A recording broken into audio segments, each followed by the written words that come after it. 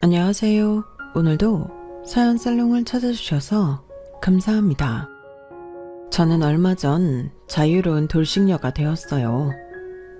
남편과 문제도 있긴 했지만 시댁 식구들의 허영과 어리석음이 저를 질리게 만들더군요. 옛날부터 자기 분수에 맞게 살아야 한다는 말도 있잖아요. 그런데도 욕심만 부리다 중요한 것들을 다 놓쳐 보기 좋게 우스꽝스러워진 제 전 시댁 이야기를 좀 해볼게요. 저희 부모님은 지방에서 작게 농사일을 하면서 지내고 계세요. 작물은 철에 따라 다양하게 재배하시는데 두 분이서 굶지 않고 생활하실 정도로만 하고 계세요. 저는 고등학교를 마치고 서울로 대학을 오게 되면서 부모님과 떨어져 살게 되었어요. 처음에는 낯선 서울 생활에 학업 스트레스까지 더해져 매일 울면서 부모님이 계신 집으로 다시 돌아갈까 말까 고민하던 때도 많았었죠. 하지만 아르바이트도 열심히 하고 친구들과도 잘 지내며 서서히 적응해 어느덧 깍쟁이 서울 아가씨가 다 되어 있었어요. 저는 부모님이 어렵게 붙여주시는 돈인 것을 알기에 부담을 덜어드리고자 대학생활 내내 아르바이트를 했어요. 돈의 소중함도 알게 되고 많지는 않지만 제가 직접 돈을 번다는 뿌듯함이 항상 있더군요. 일부러 구질구질하게 살려고 하지는 않았지만 필요 없는 것까지 소유하면서 사치스럽게 생활하지는 않았어요.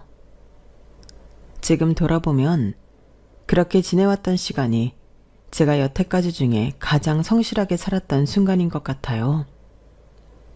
성적도 어느 정도 수준 밑으로는 내려가지 않게 유지하고 있어서 장학금을 중간중간 타기도 했어요.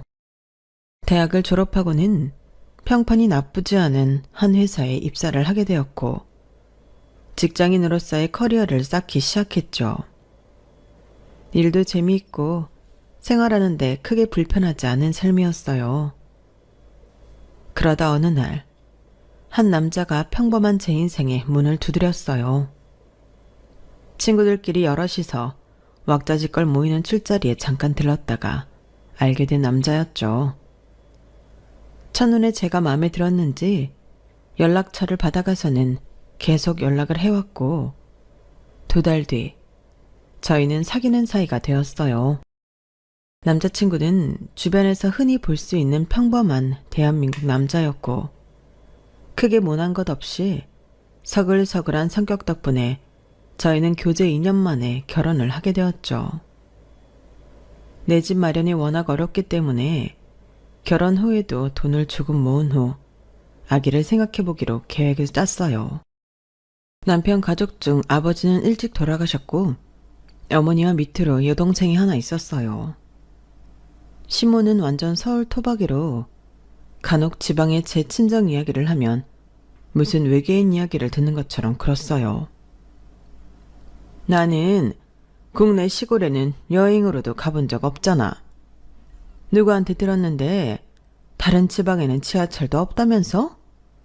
그럼 버스는 있는 거야? 불편해서 어떻게 살아? 이거 아는 분이 주신 귀한 건데 지방에서는 이런 거 없지? 안 먹지? 미안어, 오늘 개 탔다. 이거 돈 주고도 못 사 먹는 거래. 가끔 시골에서 농사가 잘 된 수확물을 부모님이 붙여주실 때가 있었어요. 시모에게 나눠드리려고 양손 무겁게 가져가면 그걸 고스란히 들고 와야 할 때가 많았어요. 이아야, 고마운데 이거 유기농 맞아? 네? 저희 아빠 엄마가 건강하게 키우셨다는 건 아는데 완전 유기농인지는 저도 잘...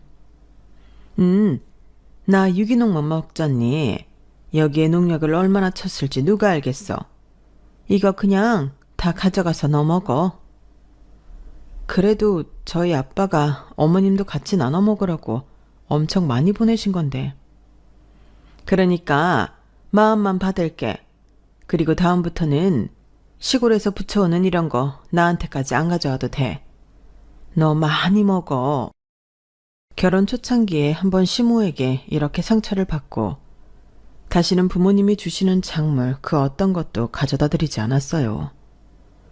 하지만 웃긴 건 그 해의 흉작으로 구하기가 힘들거나 너무 터무니없이 비싼 것들은 간혹 저를 찔러보더군요. 미아야, 그 사돈댁이 시골에서 오이도 키운다고 하셨나? 네. 그래? 그럼 사부인한테 얘기해서 오이 좀 부쳐달라고 하면 안 되니? 채소 중에 제일 싼 게 오이인데 어제 마트 가니까 한 개에 3,000원이더라고. 그 돈 주고 오이를 사 먹을 수는 없잖아. 요즘 오이값 때문에 얼굴에 올리는 오이팩 좀 아꼈더니 이것 봐. 얼굴색이 엄청 칙칙하지? 이번에 농사 좀 되셨으면 넉넉하게 붙여달라고 말씀드려 줄래? 본인이 필요할 때는 염치불구하고 당연하게 요구하는 시모가 얄밉기는 했지만 어쩔 수 없이 들어주고는 했어요. 이런 것들은 어느 정도 참을 수 있었지만 시모가 제일 얄미울 때는 따로 있었어요. 바로 남편의 여동생인 신우 이야기를 할 때였죠. 남편보다 일찍 결혼해 딸도 둘이나 있는 신우는 시매부를 따라 미국에 몇 년째 나가 있었어요. 한국에는 손가락으로 꼽을 수 있을 정도로 나와 남편을 만나고 결혼한 지금까지 딱 한 번 왔던 것이 다였어요. 시모 말에 의하면 시매부는 미국 어느 유명한 대학에서 교수를 있고 신우이는 두 딸을 하버드나 예일 대학에 보내기 위해 교육에 힘쓰고 있다고 하더군요. 고작 10살도 되지 않은 애들인데 말이죠. 저는 그냥 그런가 보다 하고 말았어요. 신우가 한국에 있어서 자주 마주칠 것도 아닌데 굳이 그쪽 일에 오지랖을 부리고 싶지는 않았거든요. 어쨌든 시모는 제 앞에서 신우네가 미국에서 성공해 잘 살고 있다는 것을 항상 훈장처럼 자랑하고 다니느라 바빴어요. 미아야, 이것 좀 봐. 이번에 진이가 미국에서 보내온 건데 한번 봐봐. 이런 거 한국에서 구경도 못 해보잖아. 너도 지금 실컷 봐두렴? 아우, 엄청 비쌀 텐데 얘는 뭐 이런 걸 다 보내고 그랬지? 이 서방이 미국에서 잘 나가기는 잘 나가나 보다. 사실 신우가 붙여온 옷가지들은 한국에서 볼 수 없는 브랜드인 것은 맞지만 딱 봐도 저렴한 티가 팍팍 나는 허름한 옷들이었고 영어로 도배되어 있는 영양제나 과자 같은 것도 요즘은 해외 직구로 다 싸게 살 수 있는 것들이었어요. 전이가 너 이거 주래. 이게 미국에서도 구하기 힘든 원석으로 만든 목걸이란다. 색깔 너무 오묘하고 예쁘지? 멀리서 온 귀한 거니까 잘하고 다녀. 전이한테 잘 받았다고 고맙다고 문자 하나 넣어주고. 목걸이는 초등학교 앞 문방구에서 파는 싸구려 장난감이라고 해도 믿을 만한 것이더군요. 자세히 보니 목걸이는 도금한 것인지 금속 함량 같은 표시도 전혀 없고 원석이라고 하는 것도 플라스틱에 물을 들인 것처럼 이상한 색을 내뿜고 있었어요. 그래도 절 생각해서 보내준 것 같아 시모 앞에서 좋은 척 연기를 했어요. 어머, 아가씨는 뭐 제 것까지 너무 예쁘네요. 제가 아가씨한테 너무 고맙다고 착용하고 찍은 사진이랑 감사 문자 보낼게요. 맞다. 이번에 이 서방이 교수 학회에서 또 뭐 발표를 했다는데 너무 잘해서 거기 온 사람들한테 기립박수를 받았다 그러더라고. 그거 축하한다고도 한마디 더 써서 보내. 네. 시어머니는 능력 있고 잘난 사위와 대단한 시누이의 칭찬을 입에 달고 살았어요. 얼마나 좋으면 저러실까 싶어서 저도 그냥 시모 앞에서 잘 들어주는 척을 하곤 했죠. 선물이야 뭐 어쨌든 받은 것이 있으니 저는 시누이에게 고맙다고 문자를 보냈어요. 아가씨, 지금 몇 시인지 잘 몰라서 전화는 못하고 이렇게 문자 남겨요. 보내준 목걸이 잘 받았어요. 너무 예쁘네요. 고마워요. 아주버님도 학회에서 좋은 일이 있었다고 들었어요. 정말 축하해요. 제니랑 윤희도 잘 지내고 있죠? 아가씨 가족 모두 언제나 건강하고 좋은 일들만 있기를 바래요. 지금 생각해보면 이날 감사 문자를 보냈던 것이 화근이었던 것 같아요. 신우이는 그날 이후 내적 친밀감이 생긴 건지 매일 제게 문자로 미국 생활에 대해서 이야기를 해주었어요. 물론 듣고 싶지 않은 본인 자랑이 90%였죠. 언니, 그 목걸이 비싼 거니까 예쁘게 해요. 신랑이 라스베가스에 갔다가 비싸게 주고 산 거예요. 언니, 저 사는 집 한 번도 본 적 없죠? 짜잔! 사진에 있는 게 우리 집이에요. 너무 커서 안 쓰는 방도 있어요. 앞마당도 있고 뒷마당에서는 바베큐 파티도 해요. 나중에 미국 놀러 오면 우리 집에서 재워줄게요. 오늘 우리 제니가 학교에서 상을 받아왔지 뭐예요. 미국 애들도 타기 힘든 상인데 제니는 정말 천재 같아요. 오늘은 남편이랑 새 차를 계약하고 왔어요. 계속 BMW만 끌고 다녀서 지겹다고 했더니 제니 아빠가 벤츠로 한 대 뽑아준 거 있죠. 승차감이 나쁘지는 않네요. 어제 미국인 친구랑 여기서 제일 유명한 호텔에 가서 브런치를 먹었어요. 한국에서는 맛볼 수 없는 고급스러운 맛이더라고요. 친구도 얼마나 좋아하든지. 앞으로 자주 가야겠어요. 크리스마스 연휴에 따뜻한 하와이로 다 같이 놀러 갈까 계획 중이에요. 저는 오히려 캐나다에 가서 설산을 실컷 보고 싶은데 애 아빠가 추운 거 싫다 하네요. 너무 고민되네요. 신우이의 문자는 항상 이런 식이었어요. 아무렇지 않게 내뱉는 척을 하지만 사실은 모든 글자와 사진에는 자랑이 고스란히 묻어 있었죠. 저는 갑자기 시작된 신우의 문자와 사진 폭탄이 당황스러웠어요. 그래서 그저 네, 그렇군요 하고 답장을 할 뿐이었어요. 남편에게 신우의 문자를 막아달라고 하는 것도 뭐해서 최대한 간결하게 대답을 하고 말았죠. 거기다 언제부터인가 신우이는 제게 본격적으로 부탁을 하기 시작했어요. 언니, 이번에 우리 유나가 한국 된장찌개가 먹고 싶다고 난리여서 코리아타운에 있는 마트에 갔더니 우리가 먹는 그 된장이 수입이 안 됐더라고요. 그것 좀 택배로 보내줄래요? 그 외에 필요한 것들 리스트 적어보내니까 같이 좀 부탁해요. 지난번에 엄마한테 얘기했더니 엉터리로 보내준 것들이 많아서 언니한테 부탁 좀 할게요. 신우가 보낸 리스트에는 먹는 것부터 필요한 생활용품들, 몇 년 전 백화점에 수선을 맡기고 찾아가지 못한 옷까지 찾아와 붙여야 하는 것도 있었어요. 저는 좋은 마음으로 신우의 심부름을 했고 며칠 뒤에 소포를 받았다는 신우의 연락이 왔죠. 언니 잘 받았어요. 고마워요. 그런데 이번에 보내준 미역량이 얼마 안 돼서 금방 다 먹겠더라고요. 다음번에 좀 더 큰 사이즈로 부탁해요. 애들이 한식 중에 미역국을 제일 좋아해서요.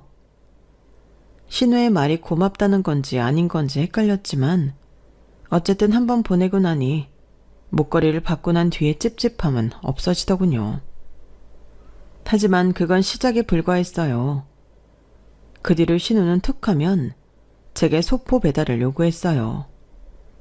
자잘한 물건들부터 어디 가서 뭐를 사다가 붙여달라, 최대한 많이 구해서 보내달라 하며 요구하는 조건이 많아졌어요. 심지어 제가 미국에 가보지는 않았지만 거기에도 있을 법한 것들까지 리스트에 써서 문자를 보내더군요. 조금 의아했지만 어쩔 수 없이 서너 번 정도 더 신우이의 심부름을 해줬어요. 하지만 정도가 점점 심해졌어요. 게다가 그동안 택배를 보내며 들었던 비용이나 대신 사서 보내준 물건값에 대해서는 아무 말 하지 않고 은근슬쩍 넘어가려는 것 같았어요. 이해가 안 되는 차원을 넘어 저도 조금씩 짜증이 나기 시작했어요. 그리고 얼마 뒤 신우이가 또 제게 보내달라며 필요한 것들을 수십 가지 써서 보내왔더군요. 저는 이제 무시하기로 마음먹었어요. 그리고 마침 그즈음 회사에서 바쁜 일들이 겹쳐 매일같이 야근을 반복하기도 했었고요. 신우이는 빨리 보내달라며 서너 번 독촉을 하다 제가 대답을 하지 않자 시모에게 이야기한 듯 했어요. 여보세요? 미아야, 나야. 어머니, 다른 게 아니고 전이가 너한테 뭐 좀 보내달라고 여러 번 말을 했는데 연락이 안 되는 것 같다 그러더라고. 혹시 무슨 일 있나 해서 내가 전화해 본 거야. 어이가 없었죠. 굳이 제가 연락이 안 된다며 시모를 통해 재촉까지 시켰다는 것이요. 어머니, 제가 요즘 많이 바빠요. 아가씨가 원하는 물건 하나하나 다 고르고 다닐 시간이 없어요. 그래? 그럼 어쩌니? 전이가 필요하다고 아주 난리던데. 주말에 시간 좀 내서 해주면 안 되니? 저 요즘 주말 출근도 하고 있어요. 그리고 앞전에 아가씨가 보내달라고 해서 붙인 택배값만 50만 원이 넘어요. 아내 물건값까지 하면 200만 원도 더 되고요. 저는 당연히 어떤 방식으로든 아가씨가 돈이라도 붙여올 줄 알았는데 거기에 대해선 아무 말이 없었어요. 첫 번째 택배야 제가 좋은 마음으로 보낸 건 맞지만 한두 푼도 아니고 그 뒤로 계속 이렇게 돈 얘기도 없이 붙이는 건 저도 좀 어려울 것 같아서요. 제 말을 들은 시모는 약간 움찔하는 것 같더군요. 아, 그래? 전이가 돈을 안 붙였구나. 우선 알았어. 일 열심히 해. 저는 속이 부글부글 끓는 것을 참으며 일을 했어요. 아무리 멀리 있어도 신우이는 신우인데 뭔가 불편한 느낌이 들기 시작했어요.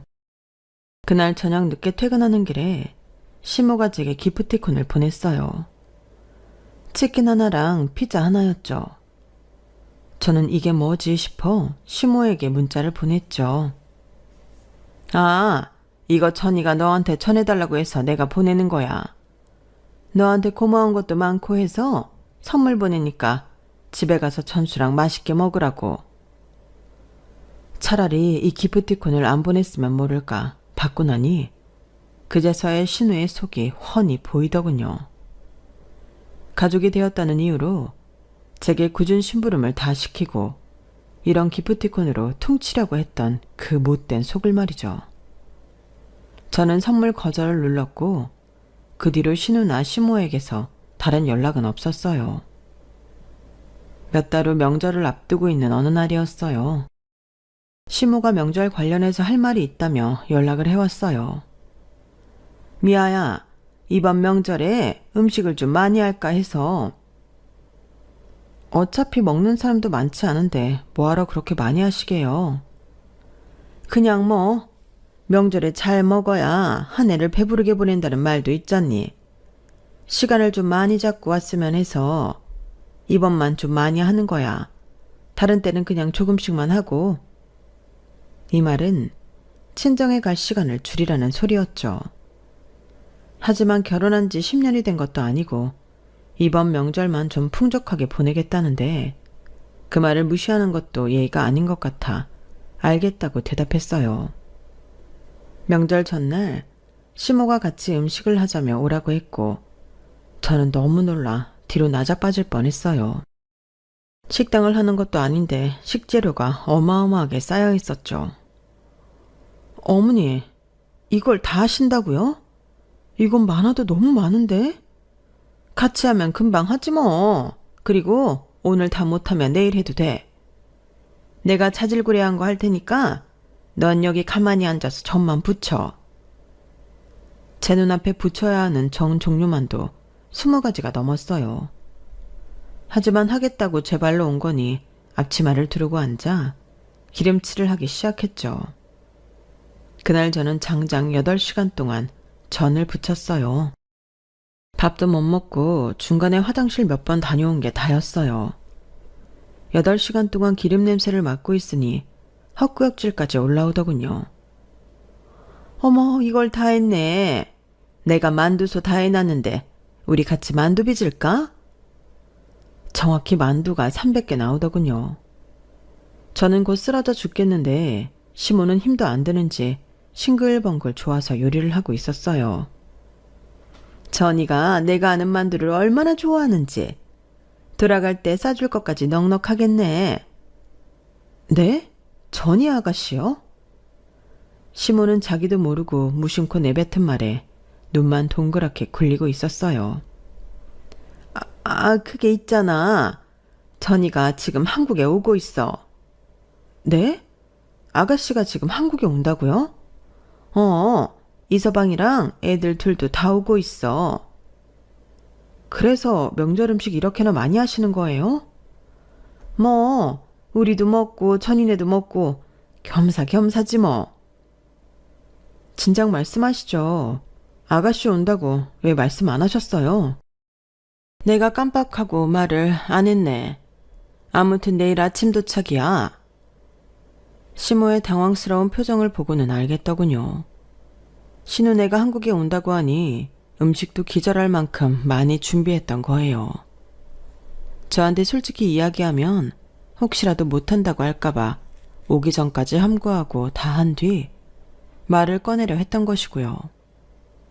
하지만 제 입장에서는 가족이 다 같이 모이는 명절이기도 하고 어차피 며느리로서 해야 할 일이었는데 그렇게 기분 나빠할 일도 아니었어요. 신우와의 택배 사건이 어찌됐던 여태껏 딱 한 번 만나본 신우이도 남편의 가족인데 반갑게 맞이하지는 못할 망정 삐뚤어진 마음을 잠시나마 가졌던 스스로가 한심하더군요. 어머니, 아가씨네 오신다고 하니 기분 좋으시겠어요. 제가 뭐 더 할 거 없어요? 괜찮으면 나물 좀 해줄래? 저는 15시간이 넘는 명절 음식을 다 마치고 지친 몸을 이끌고 집으로 돌아왔어요. 아가씨 내일 한국 도착이라는데 당신도 알았어?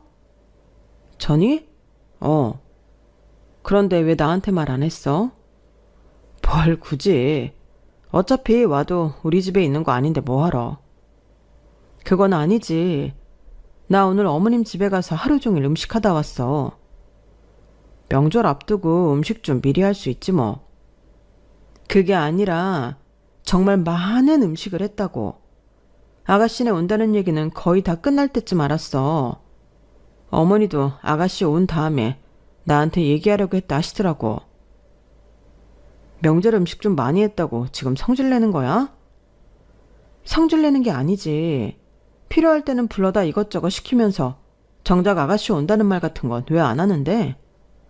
가족이 이런 거야? 당신을 불러다 뭘 시켰다고 그래. 며느리가 음식하는 거 당연한 거지. 그렇다고 다른 식구 다 아는 이야기를 정작 나만 빼놓고 아는 이유는 뭔데? 음식하고 뭐 잘못 먹었어? 오자마자 아주 하는 말마다 꼬투리를 잡아대네. 벽에 대고 이야기를 하는 것 같았어요. 그렇게 서로 기분이 좋지 않은 대화를 마치고 말았죠. 다음 날 남편과 어색한 분위기를 한 채 시댁에 도착했어요. 문 밖에서부터 벌써 시끄러운 아이들 소리가 들렸어요. 아가씨 오셨어요? 어머, 언니 반가워요. 우리 이번이 2번째 보는 건가요? 긴 시간 비행기 타고 오느라 수고 많았겠네요. 우리는 다 비즈니스 타고 와서 괜찮아요. 자리도 넓고 먹는 것도 잘 나오고. 만약 이코노미였으면 지금 이렇게 쌩쌩하지 못했을 거예요. 아, 네. 만나자마자 자랑부터 늘어놓는 신우를 보니 어제 하루 종일 맡았던 역겨운 기름 냄새가 올라오는 것 같았어요.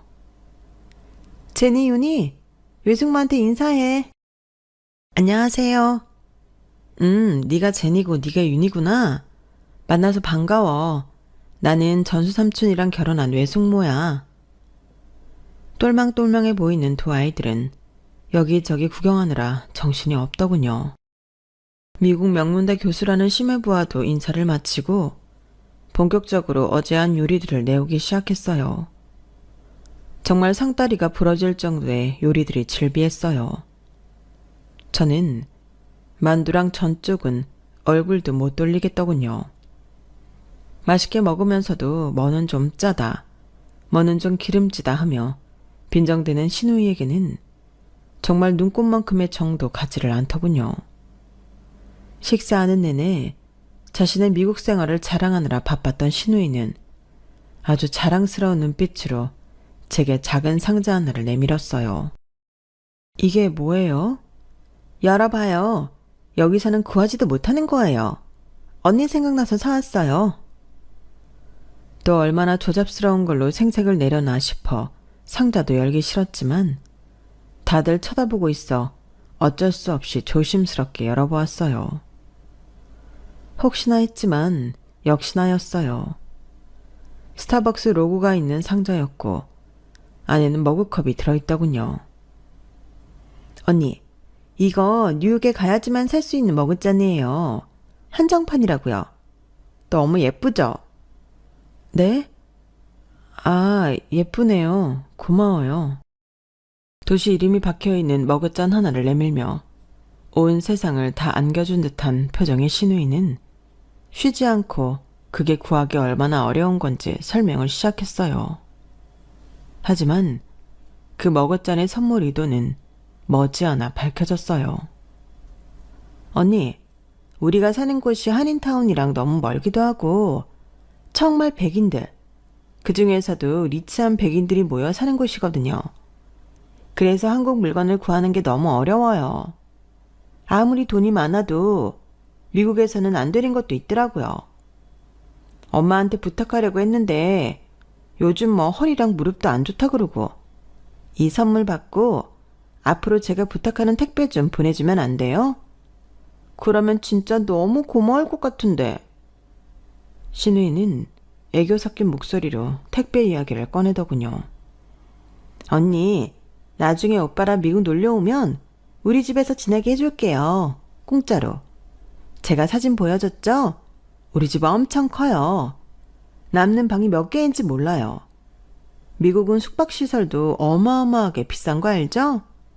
그 돈만 아껴도. 저는 갈 계획도 없는 미국 여행에서의 숙박 제공을 들먹이며 호의를 베푸는 듯이 말하는 신우이가 정말 꼴보기 싫었어요.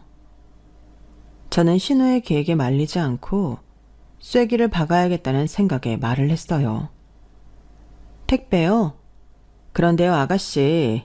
이게 정도가 있어야 하는데 너무 자주 또 너무 많이 보내달라고 하시잖아요.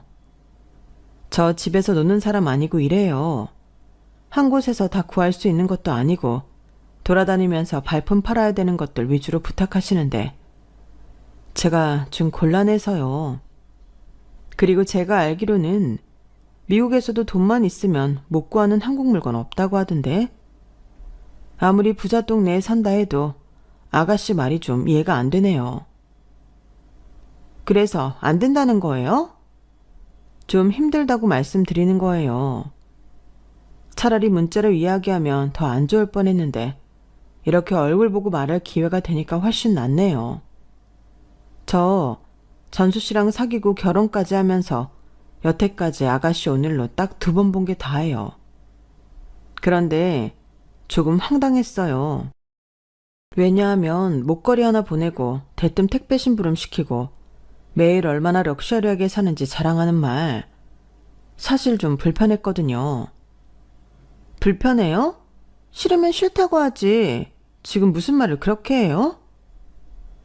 그래서 지금 싫다고 우회적으로 말하는 거예요. 끼지도 않았는데 까맣게 변색된 목걸이랑 이 스타벅스 머그컵을 가져와서 앞으로 택배 보내는 일을 적극적으로 해줬으면 좋겠다고 하는 게 너무 이해가 안 돼서요. 엄마한테 치킨이랑 피자도 받지 않았어요? 아, 그거요? 제가 선물 받기 거절했어요. 아가씨 통해서 어머니가 보내주신 것 중에 닭다리 껍질 하나도 먹은 거 없어요. 돈 얘기 나오면 치사해지지만 그동안 제가 아가씨한테 보내면서 쓴 돈이 몇백만 원이나 되는데 기프티콘은 좀 아니죠. 입장을 바꿔서 생각해보면 될 텐데요. 입술을 깨물고 부들부들 떠는 신우이가 느껴졌어요. 남편은 옆에서 가만히 나 있지 오히려 기름을 들이붓더군요. 아니, 당신은 그거 좀 붙여준다고 뭐 어떻게 돼? 한국 떠나서 미국에서 외롭게 지내는데 필요한 거 있으면 가족끼리 보내주기도 하고 그런 거지. 왜 이렇게 양심이 없어? 뭐? 양심? 진짜 양심 없는 게 뭔지 잘 생각해봐. 그렇게 쉬운 거면 당신이 아가씨한테 붙여주던지. 똑같이 몇백만 원에 상당하는 뭔가를 보내줘야 당신도 붙여주겠다는 거야? 당신 이렇게 치사한 사람이었어? 치사하다니. 당신까지 나한테 왜 이러는 거야? 내 편을 들어줄 거라 생각했던 남편이 저를 비난하고 나면서 다들 목소리가 조금 더 커지기 시작했어요. 신우와 심해부 역시 불편한 표정을 하고 있었고 심호도 당황한 얼굴이더군요. 저는 밖으로 나와 그 길로 집으로 가버렸어요. 그동안 참고 있었던 것이 뭔가 한 번에 터진 듯한 느낌이었죠. 더군다나 무조건 신호 편만 들고 나서는 남편도 너무 꼴보기 싫었고요. 하지만 저도 잘한 건 없었죠. 제일 연장자인 시모가 있는 데서 흥분의 언성을 높였으니까요. 저는 조용히 시모에게 전화를 걸었어요. 어머니, 저예요. 아까는 제가 정신 못 차리고 제 할 말만 하고 나왔는데 생각해보니까 어머니 앞에서 그러면 안 됐을 행동을 제가 한 것 같아서요. 죄송해요. 아니야. 뭐 그럴 수도 있지. 떨떠름하게 제 사과를 받은 어머니는 그 뒤로 당분간 제게 연락하지 않았어요. 남편과도 긴 냉전이 이어졌고 얼마 후 신혼의 가족도 아무 말 없이 미국으로 돌아간 것 같았어요. 제가 괜한 짓을 했나 싶어 자책도 했어요. 하지만 신우한테 제 불편한 입장을 확실하게 전한 것 같아 한편으로는 다행이기도 했어요. 그렇게 언짢은 명절도 끝나고 계절이 바뀌려고 할 때쯤이었어요. 남편에게 다급하게 전화 한 통이 걸려왔어요. 엄마 지금 응급실에 있대. 교통사고가 나서. 뭐? 어머니가? 내가 지금 갈게. 무단횡단을 하다 차에 친 시모는 갈비뼈와 다리뼈가 부러져 병원에 입원을 하게 되었어요. 다행히 머리나 다른 중요 부위는 다치지 않았지만 몸을 막 움직일 수 없게 다쳤더군요. 깨어난 것만 해도 다행이려니 하고 있었는데 의외의 것이 저를 기다리고 있었어요. 당신 돈 좀 있어? 나? 얼마나? 한 800만 원? 800이나? 그걸로 뭐하게? 엄마 병원비 내야지. 엄마 실비보험 있긴 한데 어쨌든 먼저 수납을 하고 처리해야 될 것 아니야. 당신은 돈 없어? 내가 돈이 어딨어. 보험료 돌려받으면 당신한테 주라고 할 테니까 이번에 좀 먼저 수납해줘. 남편은 당시 주식 때문에 비상금으로 있었던 여윳돈을 대부분 잃은 상태였어요. 그나마 안정적으로 회사 생활을 하고 저축만 꾸준히 해왔던 저는 당장 병원비를 낼 수 있을 정도의 돈 정도는 갖고 있었죠. 남편을 원망하고 있어봤자 잃은 돈이 돌아올 것도 아닌데 더 시끄럽게 만들지 말고 그냥 제가 먼저 돈을 내는 게 맞는 것 같았어요. 어차피 실비보험료를 받으면 어머니가 저한테 돌려주실 테니까요. 오랜 병원 생활을 마치고 시모는 집으로 돌아왔어요. 입원해 있는 동안 간병해줄 사람이 없어 연차를 모조리 당겨 제가 시모를 간호할 수밖에 없었어요. 집에 온 뒤로도 여전히 움직임이 활발하지는 못해서 제가 주말마다 반찬을 해놓고 오고 빨래며 청소까지 하고 와야 했어요. 그래도 교통사고였는데 살아서 저렇게 태어난 것만 해도 천만 다행이다 생각하며 불평 없이 온갖 굳은 일을 했어요. 몇 달 뒤 시모의 몸 상태도 많이 돌아왔고 정상적 일상생활이 가능해졌어요. 시모는 그동안 간병해줘서 고맙다며 제게 흰 봉투를 하나 내밀었어요. 이게 뭐예요? 조금밖에 못 넣었어. 그래도 미안 너 덕분에 내가 이렇게 잘 회복했어. 흰 봉투에는 놀랍게도 돈이 들어 있었어요. 그리고 더 놀라운 것은 그 돈의 액수가 30만 원이었다는 것이죠. 저는 시모에게 봉투를 돌려주며 말했어요. 어머니, 저 이런 거 바라고 한 거 아니에요. 큰 사고였는데 이렇게 살아계신 것만으로도 기적이고 감사하죠. 이런 거 안 주셔도 돼요. 그냥 제가 어머니 병원에 계실 때 대신 수납한 것만 부탁드릴게요. 실비 처리 아직 안 하신 거죠? 실비? 보험 말이니? 네, 저도 그냥 어머니 병원비 내드리고 싶은데 돈 들어갈 때가 많고 실비 처리로 병원비 대부분을 고스란히 받을 수 있다고 하니. 누가 그래? 나 실비 있다고. 전수 씨가 그러던데요.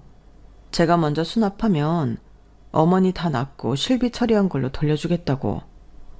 어? 나 실비보험 없어. 아니, 있었는데 해약했지. 해약이요? 언제요? 좀 됐는데. 난 보험 없어. 보험이 하나도 없으시다고요? 수술이고 치료고 나을 보험비가 없어. 전수 걔가 뭘 잘못 알고 있었나 보네. 그럼 있었는데 왜 해약을 하셨어요? 시모는 제 질문에 우물쭈물하며 한참 대답을 못하더군요. 그게 필요해서 해약을 좀 했지. 그러니까 언제 뭐가 필요해서 해약을 하셨는지 궁금해서요. 얼마 전에 전이가 돈이 좀 필요하다고 해서. 네? 미국의 아가씨가요? 나도 수중에 가진 게 없어서 있는 보험 다 해약해서 줬거든. 아가씨가 무슨 돈이 필요하다 그랬는데요? 그건 나도 몰라. 그냥 급하다고 그래서. 기가 막혀서 말이 다 안 나오더군요. 어머니, 이 사고 말고도 이제 한참 병원 자주 다니실 나이인데 어쩌시려고 그 돈을 다 빼서 아가씨를 주셨어요? 뭐 그렇게 아플 일이야 또 있겠니? 모자란 사람처럼 헤헤 웃는 시무를 보니 더 기가 막히고 살이 다 떨렸어요. 당장 집에서 나와 신우에게 전화를 걸었어요. 여보세요? 아가씨, 나예요. 언니가 웬일이에요? 나한테 먼저 연락을 다 하고? 물어볼 게 있어서요. 혹시 예전에 어머니 보험 다 해약해서 아가씨한테 돈 주셨어요? 갑자기 그건 왜요? 어머니 이번에 교통사고로 몇 달 동안 엄청 고생하신 거 알죠? 그 간병도 제가 거의 도맡아 했고요. 그런데요? 어머니 병원비 나온 거 제가 먼저 수납했어요.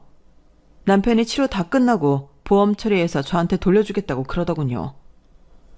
그런데 지금 어머니한테 여쭤보니까 그걸 해약해서 다 아가씨한테 줬다고 하시네요. 꼬일 대로 꼬인 신우이의 태도는 아주 기고만장했어요. 그럼 우리 엄마 보험 해약하면서 언니한테까지 물어봐야 돼요? 그 돈 급하다고 했다면서요. 그렇게 돈 많은 거 자랑하면서 뭐 때문에 어머님 보험 해지까지 하면서 가져갔냐고요. 급한 데 썼다니까요. 내가 그걸 왜 얘기해야 하는데요? 얘기하기 싫어요? 알겠어요. 그럼 어머니 병원비 고스란히 지금 저한테 붙여주세요. 뭐라고요? 내가 왜 그 돈을 언니한테 붙여요? 사고 나고 어머니 돌보면서 아가씨고 남편이고 저한테 수고했다는 말 한 번 없더군요.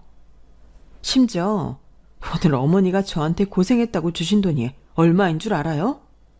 30만 원이요. 저 돈 바라보고 간병한 건 아니었어요. 진심으로요. 그냥 내가 먼저 내드린 병원비만 받으면 됐지. 어머니 살아계신 게 다행이지. 하면서 아무 말 안 하고 있었다고요. 그런데 지금 상황이 이렇게 됐네요. 아가씨랑 전수씨가 빚을 내던지라도 해서 그 돈 저한테 갚아주세요. 누가 그깟 800만 원 없어서 그러는 줄 알아요? 그러니까 빨리 돌려달라고요. 전 그깟 800만 원 너무 소중하니까. 리치하신 아가씨는 그 돈 빨리 저한테 돌려달라고요. 신우는 신경질을 내며 전화를 끊어버렸어요. 저는 화가 나 남편에게도 전화를 했지만 돌아오는 대답은 똑같았죠. 그래? 보험 해약한 거 나는 모르고 있었는데 그걸 왜 전이한테 줬지? 당신 지금 남 얘기해? 당신 어머님 얘기야. 아가씨 태도도 가관이던데. 뭘 또 그걸 갖고 미국에까지 전화해서 그러냐? 너도 너무 다혈질이야. 그걸 가지고? 800만 원이 그까짓 거면 왜 나한테 안 주는 건데? 아가씨나 당신이나 아주 사고체계가 똑같나 보네. 누가 남매 아니랄까봐 남 열받게 하는 재주가 아주 똑같네. 그렇게 얼마 안 되는 돈이면 당신이 나한테 지금 돌려줘. 내가 지금 돈이 어딨냐. 내 주머니 사정 다 알면서. 주식회사 있는 돈 다 날린 것도 자랑이야? 그래도 참고 살려고 했는데 이젠 진짜 안 되겠다. 너네 집 이제 내 인생에서 아웃이야. 당장 돈 구해서 나한테 보내라. 저와 남편은 흥분해서 서로에게 악다구니를 해댔어요. 최악의 상황으로 오고 만 거예요. 상황이 이렇게 돼서 미안하다. 돈은 살면서 어떻게든 마련하겠다. 엄마 간병하느라 정말 수고 많이 했다. 이런 말을 예쁘게 해줘도 모자랄 판에 그까짓 얼마 안 되는 돈에 목숨 거는 미친 여자로 저를 몰아가는 남편과 신우의 태도에 열이 받아 머리가 터질 것 같았어요. 상황이 얼마나 심각한지 모르는 시모는 제게 전화로 이런 말 하더군요. 그런데 네가 결혼하고 이 집에 들어와서 전수가 너한테 해준 것들이 돈으로 바꾸면 800만 원 이상의 가치가 있지 않을까? 너무 화만 내지 말고 잘 생각해봐. 이게 이렇게까지 만들 일은 아니잖니. 어머니도 그러시는 거 아니에요. 지금 저한테 800만 원보다 더 중요한 건 이 집 사람들 아무도 제게 고마워하지도 미안해하지도 않는다는 것이에요. 어머니 포함해서 말이에요. 내가 언제 내가 간병해준 거 고맙다고 봉투에 돈도 넣어줬잖니. 아, 30만 원이요. 정말 눈물나게 고마운 돈이네요. 저 진짜 그 돈도 필요 없어요. 제가 낸 800만 원만 고스란히 돌려주세요. 그리고 제가 정말 인간 대 인간으로 안쓰러워서 드리는 말씀인데요. 어머니가 입에 침이 마르도록 잘났다고 칭찬하는 아가씨. 미국에서 좋은 집, 좋은 차 타고 애들 비싼 국제학교 보내고 매일 여행 다니면서 돈 쓰는 거 자랑하고 다니는데 좀 이상하다고 생각 안 하세요? 그렇게 번지르르하게 살면서 도대체 뭐가 부족해서 어머니 보험까지 싹 다 가져간 걸까요? 너무 내 자식이라고 감싸지만 말고 눈 똑바로 뜨시고 보시라고요. 제 상식으로는 아가씨 행동이 도대체 이해가 안 되네요. 더 이상 시모의 말도 들을 필요가 없더군요. 그때 저는 이 집과의 인연을 끊겠다고 다짐했어요. 그로부터 몇 달 뒤 저는 돈을 돌려받을 수 있게 되었어요. 당연히 순수하게는 아니고 법원의 명령으로요. 그 사건 이후 저는 남편과 이혼을 결심했고 동시에 소송을 진행했죠. 선고가 나오기 전까지 시모, 신우 남편은 돌아가면서 욕이 가득한 문자를 매일 보내고 괴롭히더군요. 안 받는 부재중 전화도 몇백 통씩 남기고요. 제가 누구와 결혼을 해서 살을 맞대고 살았던 건지, 우리 부모님도 못 챙기는 주제에 누구 간병을 자처했던 건지, 한동안 스스로에 대한 자책과 회의감으로 힘들었어요. 어쨌든 저와 그 집 사람들과의 연은 거기까지였죠. 저는 회사에 사정을 부탁해 무급휴가로 부모님이 계시는 집에 와 있었어요. 주변인들은 그렇게 괘씸한데 뭐라도 더 뜯어냈어야 되는 거 아니냐고 하지만 저는 더 바라는 것도 없어요. 조금 비싼 인생 교훈을 얻었다고 생각하려 해요. 제가 그 사람들한테 뭔가를 더 얻어낸다고 해서 그걸로 제가 행복해질 것 같지도 않고요. 이제 저는 완전히 후련합니다. 참, 미국에 있는 그 신우가 가족들과 전부 한국으로 돌아왔다는 소식을 들었어요. 평생 거기서 리치하게 잘 살 것 같았는데 돌아온 이유가 더 황당하고 기가 막히더군요. 미국에서 교수로 있다는 신우의 남편은 사실 석사 과정을 밟고 있는 학생이었어요. 뭐가 창피해서였는지 몰라도 교수로 직업을 탈바꿈 시킨 것이더군요. 게다가 그 신우가 자랑해온 비싼 집이며 차 같은 건 아예 있지도 않았더라고요. 그거 있다고 누가 부러워하는 것도 질투하는 것도 아닌데 왜 그런 말도 안 되는 거짓말을 했는지 아직도 이해가 되지 않아요. 게다가 신우는 영어도 잘 못해서 한인 식당을 돌며 조금씩 일을 해 생활했는데 그마저도 성실하게 안 하고 옮겨 다녀서 한인들 사이에서 별로 소문도 좋지 않게 났다고 해요. 모아둔 것도 없어 지금 내 가족이 시모 집에 얹혀 살고 있다고 들었어요. 남편의 공부고 뭐고 당장 생활 자체가 어려우니까 어떻게든 필요한 것들을 한국에서 택배로 받아서 생활했던 것이고 시모의 보험 역시 그런 생활비를 충당하기 위해 가져간 것이라고 하더군요. 보이는 게 전부라고 믿은 허영덩어리 못난 신우, 아무 상황 파악도 못하는 시모, 남일처럼 수수방관했던 남편, 제 평생 만나기도 힘든 사람들을 한 집안에서 다 만난 것 같네요. 그들이 아주 잘 살기를 바라기는 어려울 것 같아요. 저는 또다시 힘을 내서 부모님 잘 모시며 앞으로의 인생을 잘 꾸려 나가보려 합니다. 응원해 주시면 더 힘이 날 것 같아요. 지금까지 이야기 들어주셔서 고맙습니다. 항상 건강하시고 행복하세요. 여러분, 사연 댓글에 응원과 현명한 조언 부탁드려요. 좋아요와 구독은 저에게 큰 힘이 됩니다. 오늘도 좋은 일 가득하세요.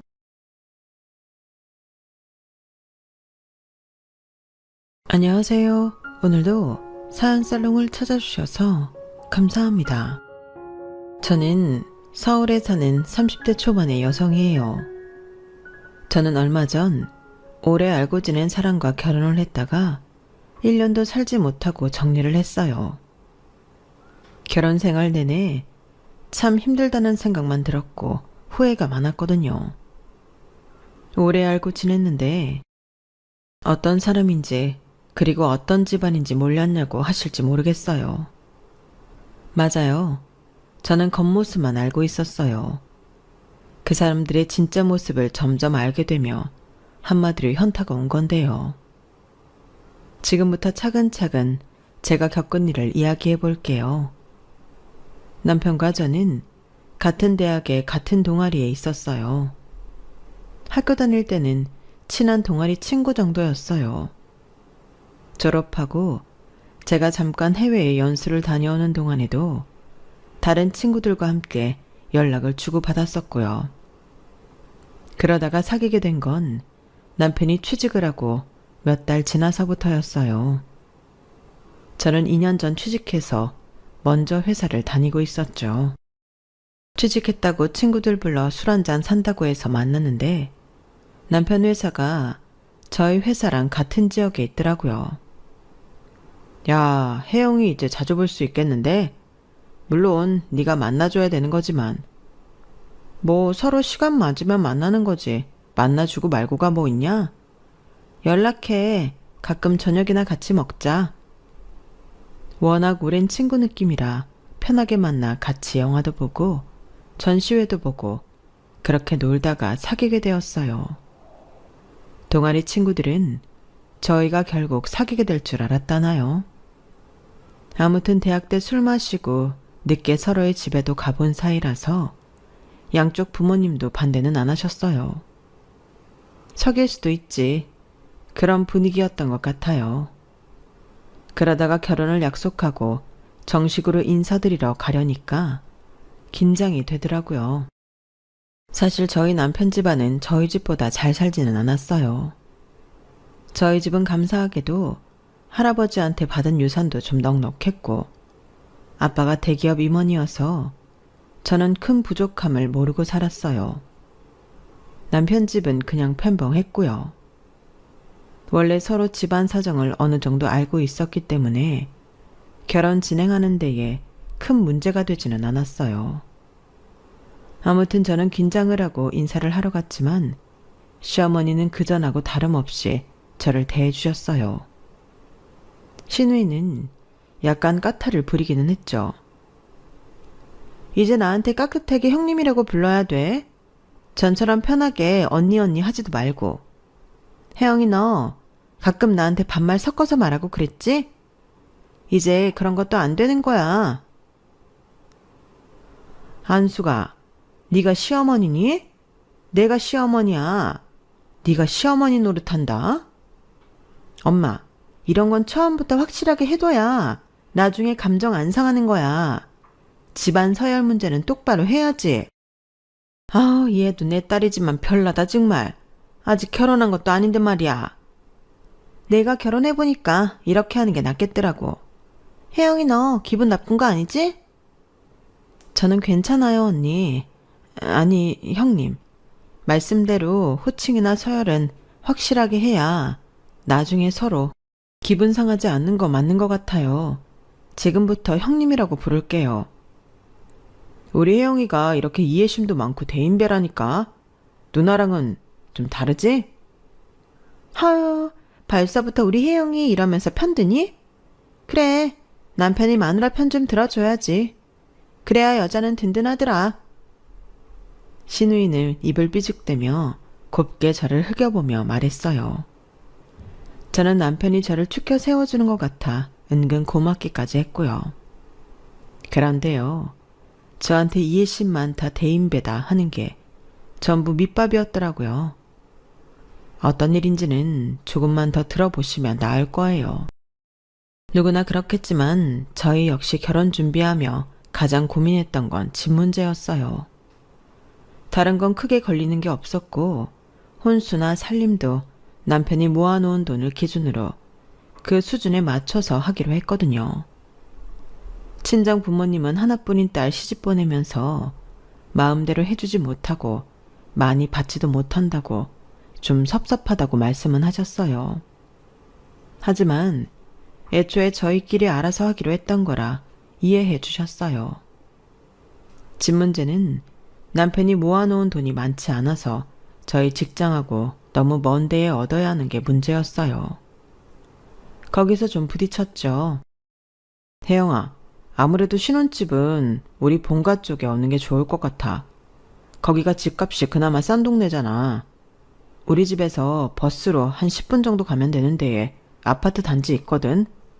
거기 신혼부부들 제법 살더라고. 다 좋은데 그러면 우리 출퇴근하는데 무려 3시간 반이야.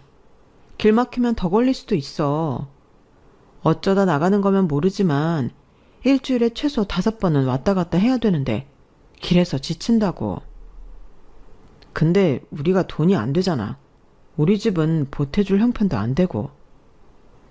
남편 집은 시아버지가 10여 년 전 돌아가셨는데 그때부터 조금씩 더 상황이 안 좋아졌다고 했어요.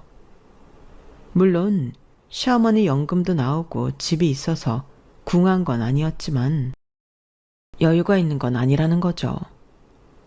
거기서 처음으로 막막함을 느꼈어요. 제가 집 문제로 며칠씩 고민을 하자 결국 아빠가 집을 해주겠다고 하셨어요. 네 오빠 해주려고 했던 집인데 걔는 뭐 외국에서 올 생각을 안 하고 있잖냐. 오더라도 앞으로 10년은 더 있다 오겠다고 하니까 네가 부담 갖지 말고 받았으면 좋겠다. 대신 집 명의는 너 단독으로 하고. 아빠 말대로 하자 혜영아. 나 하나밖에 없는 딸 결혼시키면서 돈 부족하다고 집도 제대로 장만 못하는 거 보고 있으라는 거니? 돈이 없으면 몰라도 있는데 보고만 있는 것도 못할 짓이다. 너 그것도 불효야. 결국 저는 엄마 아빠가 강하게 밀어붙이는 통에 집을 받기로 했어요. 남편은 미안하다고는 하면서 표정이 아주 밝아지더군요. 그럴 수밖에요. 엄청 오래 걸려서 출퇴근할 뻔했는데 자가용으로 30분이면 가는 거리에 집을 얻었으니까요. 남편은 시어머니와 함께 자기가 한 몫의 신혼가구를 산다고 했어요. 저희가 집을 해준 만큼 좋은 걸로 하겠다고 했죠. 저는 그 말을 믿고 부엌용품하고 식기 같은 것만 신경 썼어요. 그런데 신혼가구들이 어째다 생활감이 있는 거였어요. 뭔가 이상해서 꼼꼼하게 살펴보니까 소파 다리에는 오래된 흠집이 있었고 침대 프레임도 약간 삐걱거리더라고요. 아무래도 의심스러워서 남편한테 이거 혹시 중고거래로 산 거냐고 물어봤더니 남편은 아주 아무렇지도 않게 그렇다고 하는 거였어요. 이 가구들이 전부 유럽산이야. 침대 프레임은 프랑스 거고 소파랑 탁자, 장식장은 스페인산이라고. 내가 생각해봤는데 아무리 새 거여도 우리나라 거가 유럽산 따라가겠어? 남이 좀 썼던 거라도 수입이 낫겠더라고. 내가 정말 좋은 가구를 하고 싶다니까 엄마가 알아봐 주신 거야. 나는 생각이 좀 다른데? 아무리 외국 거가 좋다고 해도 남이 쓰던 중고로 신혼생활을 시작한다고? 차라리 국산 새 제품으로 하는 게 낫다고 봐. 이거 물릴 수는 없는 거야? 물린다고? 그거 찾는다고 엄마 꽤나 신경 쓰셨는데 그것도 좀 아니지 않나? 네가 정 마음에 안 들면 우리 엄마랑 누나한테는 말하지 말고 알아서 바꾸든지 해. 나 엄마 마음 상하게 하고 싶지 않아. 마음이 상한 건 진수 너 아니야? 네가 기분 나쁜 것 같은데? 당연하지 않아? 나도 생각해서 고른 건데 네가 무조건 중고라고 안 좋아하잖아.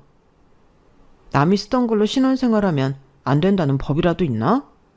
남이 쓰던 건 나쁘다는 생각도 편견이야. 처음으로 이 남자랑은 말이 안 통하는구나 라는 생각이 들었어요. 그때 멈췄어야 했어요. 하지만 저는 생각이 다를 수 있다고만 여기고 묵묵히 하나하나 제 손으로 가구들을 바꿨어요.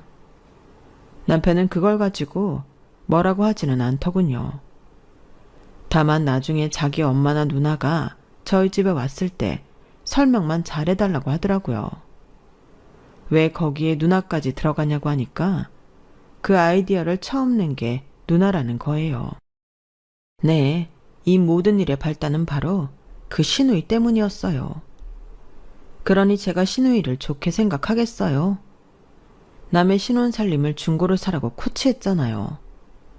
그럼에도 저는 결혼식 준비할 때나 결혼식 당일이나 티내지 않고 잘했어요. 가구를 바꾸게 된 것도 잘 설명했고요. 친구들도 남이 쓰던 걸로 하지 말다고 하더라. 뭐 그런 식으로 핑계를 좀 댔죠. 시누이는 썩 기분 좋게 받아들이지는 못했지만 당사자가 싫다고 하니 별 수 없다고만 하더라고요. 그렇게 결혼식을 무난히 마치고 약 일주일간의 신혼여행을 다녀왔어요. 그런데 돌아오는 비행기 안에서 남편이 생각지도 못한 말을 하는 거였어요. 있지, 우리 조카 하빈이 있잖아. 걔가 지금 자기 아빠랑 있는 거 알지? 매영이 누나하고 사이가 안 좋아서 별거 중이잖아. 근데 하빈이가 아파서 병원에 입원했대. 누나가 매일 들여다봐야 하는데 마침 병원이 우리 집하고 멀지 않더라고. 누나가 지금 따로 방 잡아서 지낼 돈이 있는 것도 아니고. 그래서 우리보다 먼저 엊그제 집에 와 있거든. 그러니까 보면 그냥 웃으면서 인사 잘해줘. 우리 집? 우리 신혼집 말하는 거야? 아니, 우리도 들어가서 살기 전에 그 집에 들어가 있다고? 제가 너무 어이가 없어 언성을 높이니까 남편은 주변을 살피며 쉿하며 조용히 하라고 하더군요. 어쩔 수 없잖아. 하빈이가 아파서 매일 들러봐야 된다는데 있을 만한 곳이 없고 엄마는 경기도 광주 쪽으로 이사 가셨잖아. 저희가 결혼하기 몇 주 전 시댁이 이사를 가기는 했어요. 그렇다고 저한테 한마디 상의도 없이 시누이를 신혼집에 먼저 머무르게 하는 결정을 하다니 솔직히 많이 기분 나빴죠. 저는 집에 올 때까지 말 한마디 하지 않았어요. 그럴 수밖에요. 누가 그 상황에서 말을 하고 싶겠어요. 남편은 제 눈치를 보며 자기 누나랑 잘 지내달라고만 하더군요. 저한테 미안하다는 말은 하지도 않는 거였어요. 더 가관인 것은 집에 갔더니 시누이가 거실을 온통 어지르고 과자를 먹으며 TV를 보고 있는 거였어요. 정말 아들이 아파서 걱정되는 게 맞나 싶을 정도로 태평하더군요. 게다가 저를 보자마자 밥을 차려달라고 하지 않겠어요? 형님, 죄송한데 저희 비행기 타고 장시간 와서 너무 피곤해요. 저는 밥 생각도 없고요. 형님이 진수랑 같이 배달시켜 드세요. 저는 그렇게 말하고 쌩하니 방으로 들어와 버렸어요. 그런데 저희 침대에서 잤는지 이불이니 베개니 제자리에 있는 게 하나도 없더라고요. 저는 너무 속상해서 바로 씻고 잠들어 버렸고 남편은 제 옆에 올 엄두가 나지 않았는지 소파에서 잤더라고요.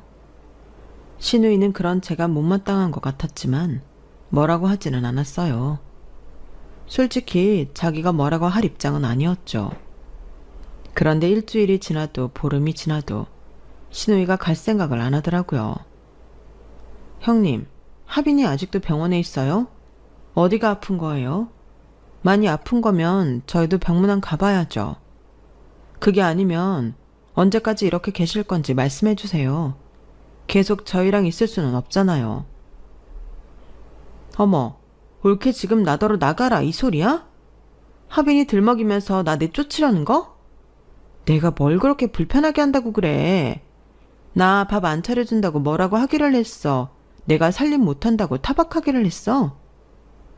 하는 말들이 하도 같잖아서 진짜 한마디 해야겠다 싶었는데 문자를 보더니 자기 나가야 된다며 바로 가버리더라고요. 저는 그것도 수상했어요. 잔뜩 꾸미고 나가는 게 절대 병원에 아들 보러 가는 사람 같지는 않았거든요. 시누이가 뭐라고 다니는지는 주말에 알게 됐어요. 근데 웬 모르는 사람이 찾아와서 시누이를 불러냈으니까요. 은선이 있어요? 근데 어머님은 안 보이시네요. 어머님이라면 저희 시어머니 말씀하시는 건가요? 아, 집에 와 있다던 동생네군요. 제가 무슨 말인지 몰라 어리둥절 하는데 남편하고 시누이가 나왔어요. 남편은 얼른 그 남자에게 아는 척을 하며 인사를 했고 시누이는 그 남자하고 바로 나가버렸어요. 우리 신혼여행 갔을 때 어머니도 와 계신 거지? 진수 너도 저 남자랑 아는 것 같은데 다 모르게 대체 무슨 일들을 하고 있는 거야? 일들을 하고 있다니 그런 거 없어. 저 남자는 누나가 만나고 있다고 전에 소개해줘서 얼굴만 아는 거야. 그리고 엄마도 하빈이 병문안 간다고 하루 정도 와 계셨던 것 같아. 자세한 건 나도 몰라. 엄마가 자식 집에 올 수도 있는 거잖아. 너무 깊게 생각하지 마. 라며 남편은 더 이상 말을 하지 않으려고 하더라고요.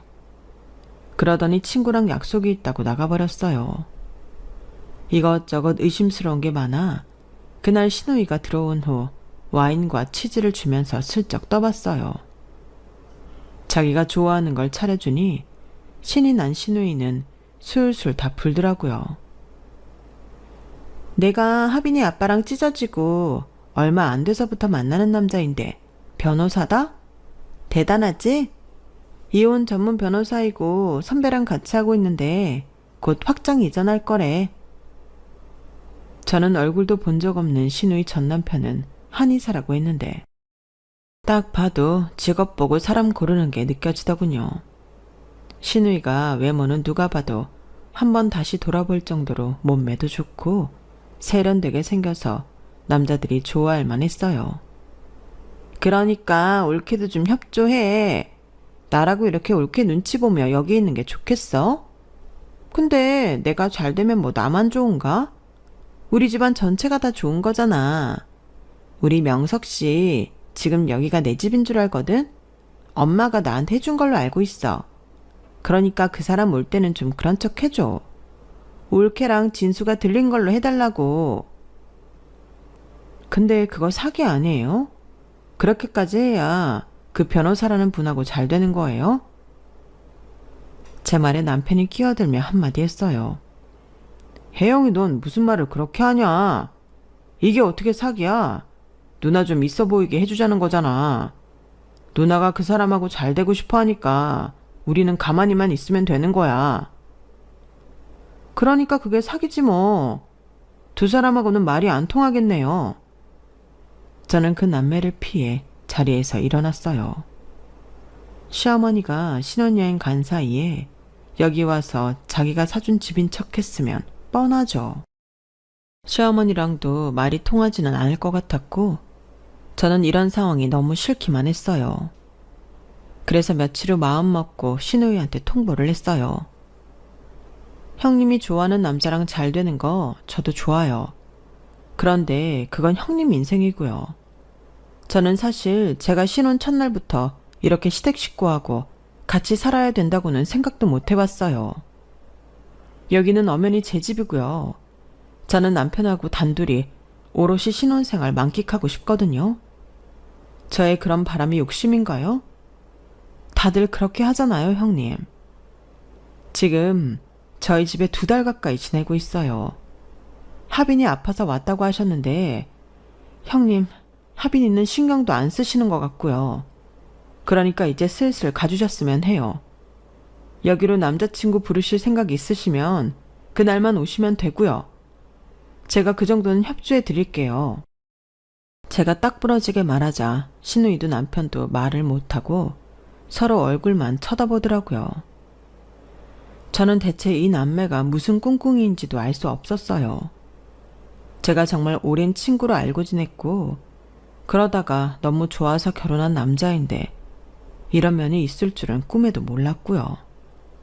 그런데 바로 다음 날 시어머니가 찾아왔어요. 예, 나 여기 며칠 있다 가려고 한다. 하빈이는 잘 치료받고 회복해서 학교 잘 다닌다더라. 그래도 손주 얼굴 한번 봐야지. 그리고 우리 은선이 입을 옷도 좀 사주고 남자친구도 보려고 해. 아니요, 어머니. 형님하고 같이 가주세요. 저희 집이 여관도 호텔도 아니고요. 그렇게 오래 지내시는 거 저 불편해요.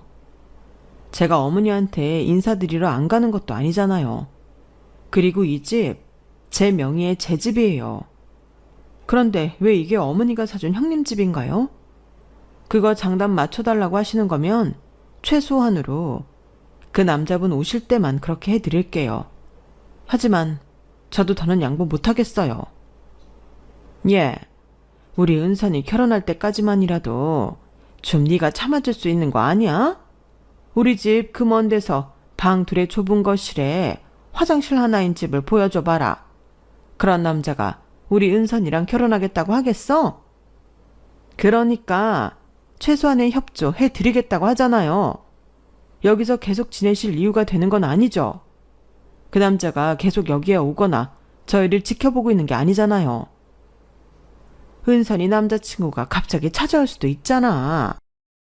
나 니네 신혼여행 갔을 때 여기 우리 집이라고 걔 밥까지 차려 먹여서 이제 와서 아니라고 말 못해. 그러니까 아직 저희 쓰지도 않은 그릇이며 숟가락, 젓가락이며 다 쓰셨다고요? 냉장고에 저희 엄마가 채워놓은 재료도 먼저 쓰셨겠네요? 아니다. 그거는 내가 사다가 차렸어. 니들이 갔다가 오는 시간이 있는데 사부인이 냉장고 채워놓은 건 니네 오는 날 아침이었을 거다. 맞지, 은선아? 그날 아침에 배달 왔었어. 진짜 이 사람들은 자기들 잘못을 하나도 모르고 자꾸 엉뚱한 소리만 하더군요. 저는 이렇게는 안 될 것 같다고 단호하게 말했고, 그러자 시어머니는 그럼 자기가 우리 집에 머물지 않으면 되는 일 아니냐며 바로 가버리더라고요. 신우이는 계속 데리고 있으라는 거죠. 뻔뻔한 신우이는 나갈 생각을 하지도 않았고요. 그런데 더 기가 막힌 건 남편이 저 모르게 제 명의를 도용해서 신혼집 담보로 대출을 받았다는 거였어요. 남편 핸드폰에 대출 명세서가 도착한 걸 보고 알아본 결과였어요. 남편은 그 돈을 신우이한테 좋다고 실토했어요. 누나가 결혼하려면 자금이 있어야 하잖아. 누나 남친이 자꾸 통장에 얼마 있는지 보려고 한다더라고. 그래서 내가 통장에 넣어줬어. 자그마치 1억을? 그래서 그 남자가 형님하고 결혼한대? 신우이가 거실에서 저희 말을 들었는지 바로 방으로 들어오더군요. 울기 진짜 되게 떽떽거린다. 내가 잘 되는 게 그렇게 배 아파? 내가 돈 있는 거 보고 명석 씨가 결혼 생각해보자고 했어. 그럼 됐어? 그래, 혜영아. 일이 잘 되면 돈은 다시 우리가 돌려받을 거야. 대출 받은 거 내가 착실히 갚고 있으니까 걱정하지 마. 착실히? 그래서 너 돈 없다고 우리 생활비 통장에 돈 안 넣는 거였어? 그러면 착실히가 아니지. 나 믿고 일 저지른 거잖아. 어떻게 나한테는 한 번도 상의를 안 하고 이렇게 다 마음대로야? 엄연히 내 집인데 그걸로 대출 받는 것까지 날 속였잖아. 아, 진짜 지명이 되게 따지고 드네. 좋은 말도 한두 번이라고 했는데 옳게는 듣기 싫은 말을 꽤 여러 번 하는 재주가 있다. 사람들 정남이 떨어지게 하는데 일가견이 있나 보네. 나 결혼하고 나서 그딴 말 짓거린 거 후회나 하지 마. 내가 우리 진순이 챙겨도 옳게는 단 하나도 안 챙길 거니까. 제가 그러면 뭐 무서워할 줄 알았나 보죠. 무슨 시댁떡 바라면서 결혼한 것도 아닌데 지가 나를 어떻게 할 거라는 둥 고리타분한 협박을 하는 게 더 우스웠어요. 신우이 남친은 자기가 변호사니까 결혼하려면 집은 해와야 한다는 식으로 계속 말했나 보더라고요. 자기네 부모님이 그걸 원한다고요.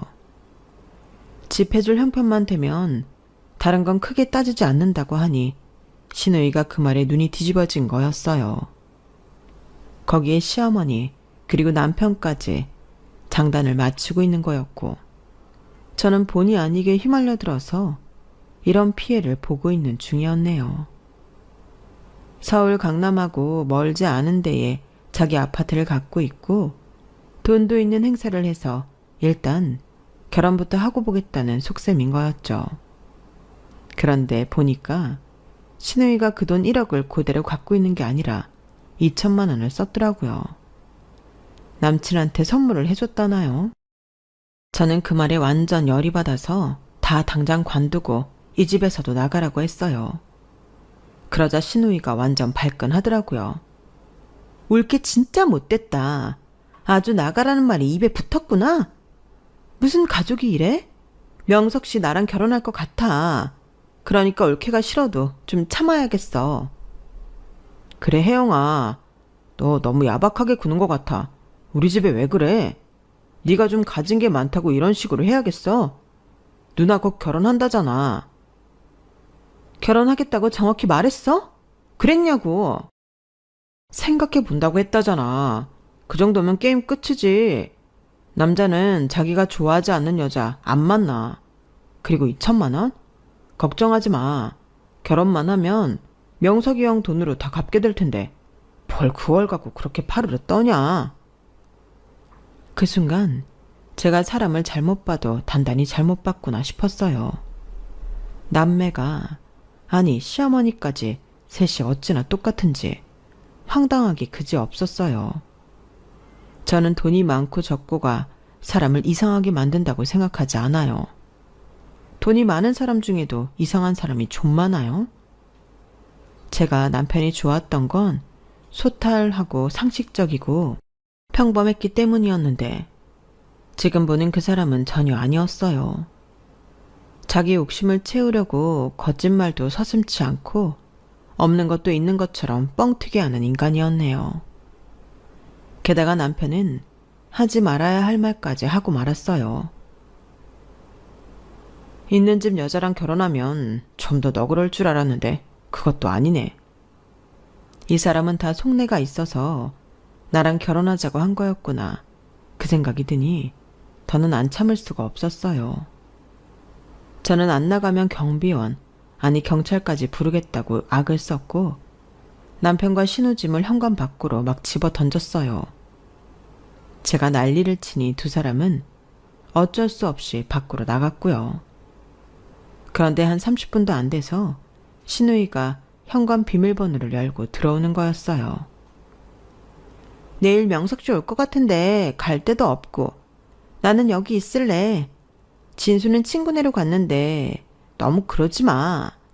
나는 여기 있어야겠어. 우리 엄마 나 명석씨랑 결혼한 것만 바라고 나한테 새 차도 뽑아주셨어.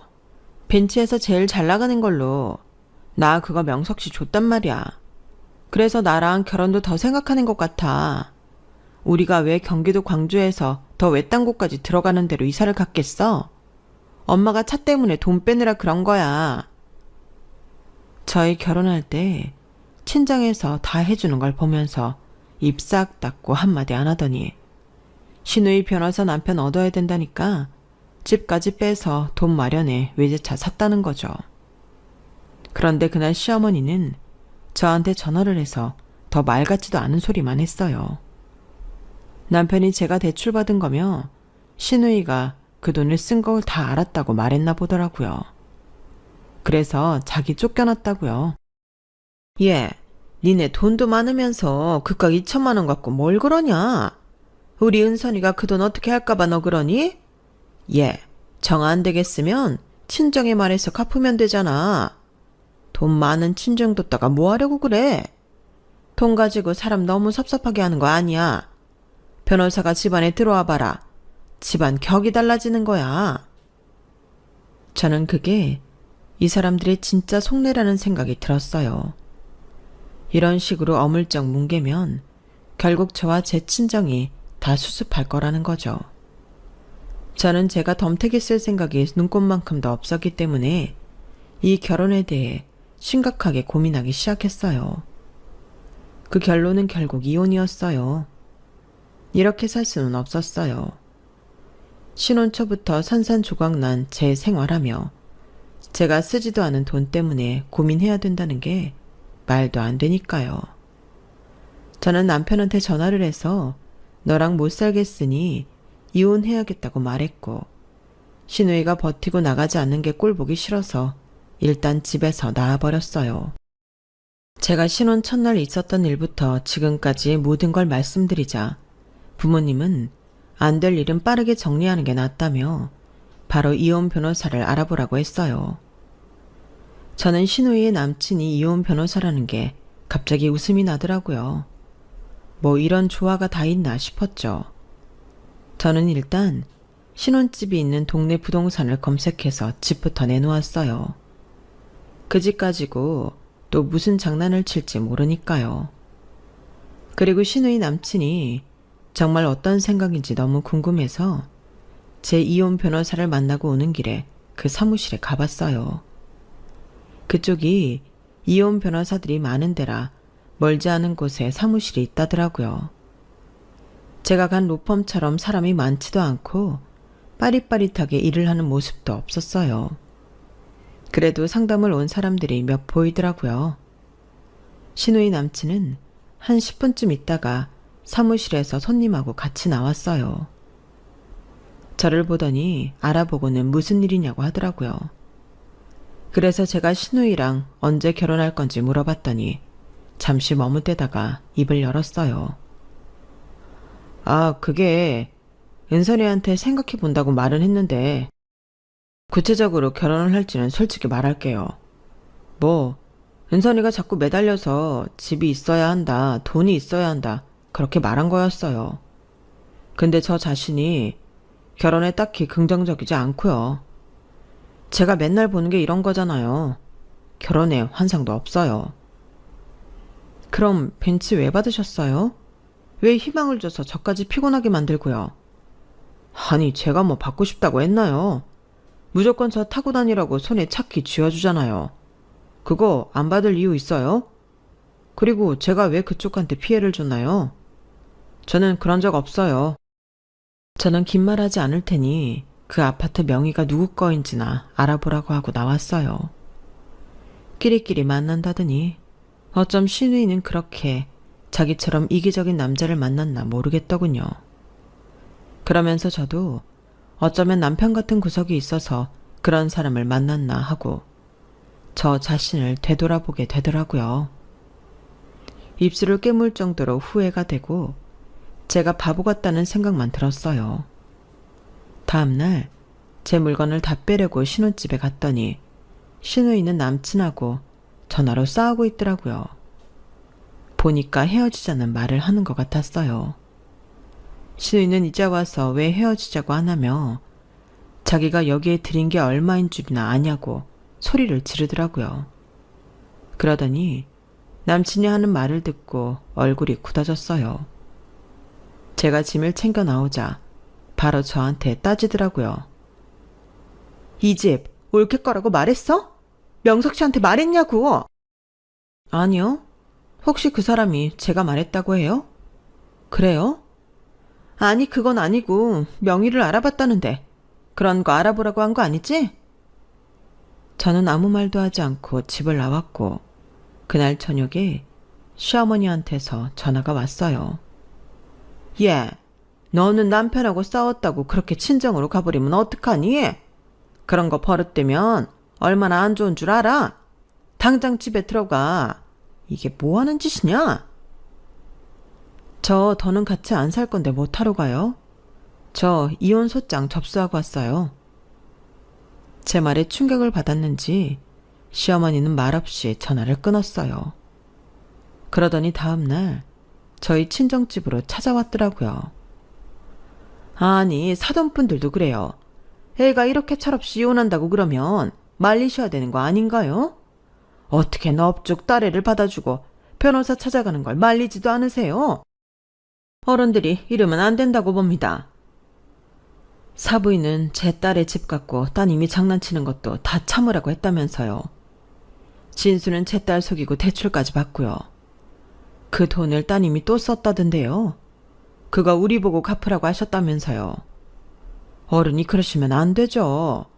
저희는요, 우리 딸 더 고생하기 전에 이혼하는 거 100번 찬성합니다. 아니, 돈 있는 집에서 사위도 돕고 사돈도 도울 수 있는 거 아니에요? 참 매정들 하시네요.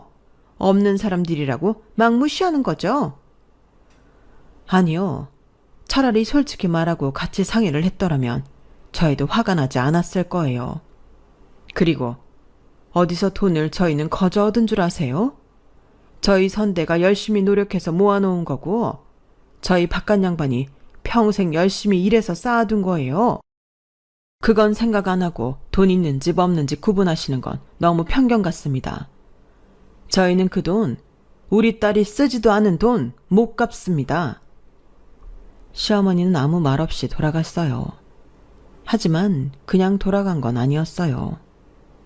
바로 제 신혼집으로 갔더라고요. 그리고 보란듯이 문자를 보냈더군요.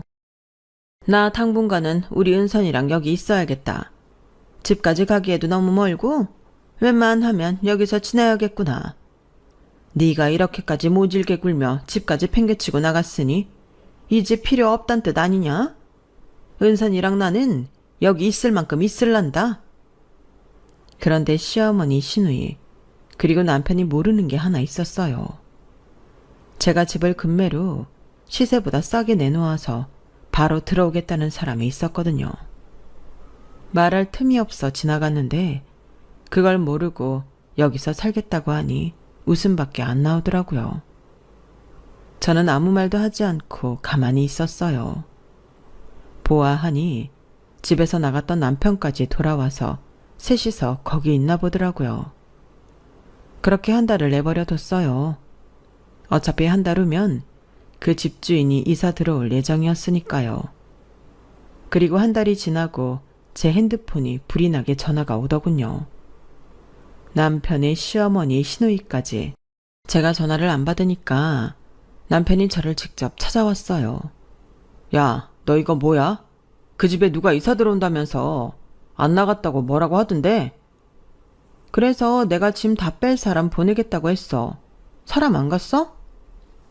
너 왜 그 집 팔렸는데 말도 안 하고 있었어? 우리 맥이라고 한 거지. 돈에는 나한테 언제 말 한마디 했어? 나한테 말하고 일 다 저질렀냐고. 근데 내 집 파는데 내가 왜 얘기해줘야 돼? 애초에 자기 집도 아닌 데에서 자기네 것처럼 하고 산 사람들이 문제 아니야? 나한테 더 따질 거야? 그럼 경찰서 갈까? 변호사 부를까? 누가 맞다고 하는지 볼래? 제 말에 남편은 아무 말도 못하고 씩씩거리다가 돌아갔어요.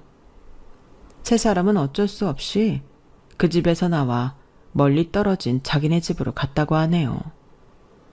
그리고 그 다음부터는 저더러 이혼만은 하지 말자며 사정하는 문자가 오기 시작했어요. 저는 시댁 식구들 번호를 전부 차단해버렸고 6개월 후 저희 승소로 이혼 소송은 끝이 났어요. 신우이는 벤츠차를 남자한테서 돌려받으려고 꽤 나이를 썼나 본데 신우이가 안 받겠다는 걸 주는 걸 본 사람이 있었고 그렇게 받은 선물은 당사자가 돌려주기 싫다고 하면 안 돌려줘도 되나 보더라고요. 그래서 결국 못 받고 끝나버렸다고 해요. 남편은 대출금을 갚느라 오지게 고생하고 있다고 하던데 저랑은 이미 끝난 일이라 신경 끄고 살아요. 정말이지 다시는 결혼하고 싶지 않을 정도로 치가 떨리는 사람들이었어요. 여러분은 이런 사람들과 계속 살 수 있으실까요? 이제 겨우 마음을 진정시키고 있는 저에게 따뜻한 위로의 말씀 해주시면 좋겠네요. 그럼 끝까지 들어주신 분들 모두 감사드리고 매일 행복하시길 바랄게요. 여러분, 사연 댓글에 응원과 현명한 조언 부탁드려요. 좋아요와 구독은 저에게 큰 힘이 됩니다. 오늘도 좋은 일 가득하세요.